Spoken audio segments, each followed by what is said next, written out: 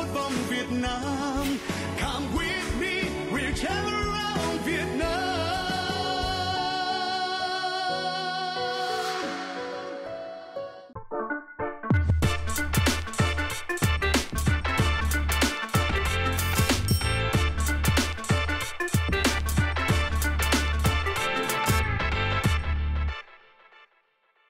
We have it's like a pan-fried fish with the idea is coming from Italian dish called amatriciana.